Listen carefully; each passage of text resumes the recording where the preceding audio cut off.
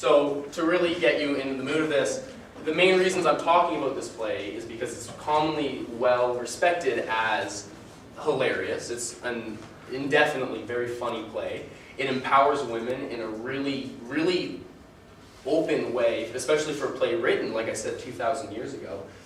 And it also promotes peace in a time where war was really all people knew.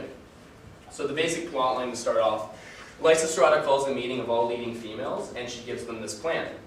She says, hey, we're going to all stop having sex with our husbands, and we're not going to have sex with them until this war is over. And all the women at first say, well, we don't want to do that. And then they say, but yeah, we'll do it. And then they seize the Acropolis. I have a picture right there. That's the Acropolis. It's the basic, we'll say, provincial or government building area of Athens. And then the men try to take it, but the women fight back, which I'll talk about more in the feminism section. And then days later, a man named Canisius comes, and he starts banging at the gate saying, I have a strange affliction, I need help. And I have a picture right here. He has a 6 or 7 inch protrusion coming from his pants, and so that's what he needs help with. And so more men start coming with that same problem. And so if you see the play live, it's every single man in the whole play is walking around like that. And eventually delegates from both sides meet and declare a truce because they can't handle it. So feminism is the next part of the story that gets really interesting.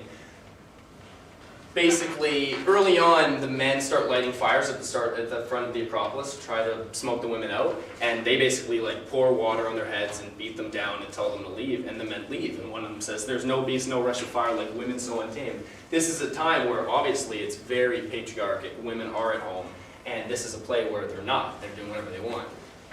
Likewise, later a magistrate, a male, says, "May I die 1,000 deaths before I obey one who wears a veil," basically saying, I'm not going to do what a woman says.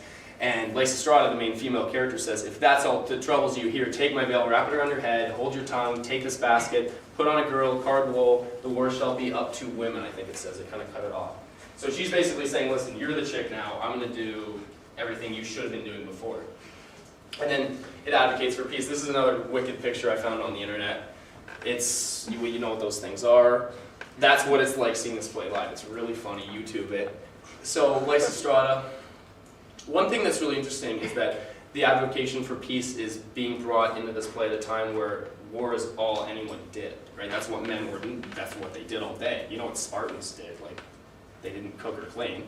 So in Pericles' funeration, he's an Athenian general, and he said, if I must say anything on the subject of female excellence, greatest will be hers who is least talked of among the men, whether for good or bad. He's basically saying the best kind of woman is the one that stays home, she's quiet about her husband getting killed, and she's quiet about her sons getting killed. The best kind of woman doesn't do anything about it. And this play is basically saying it's anti-war and anti-system because the Athenian society is pro-war.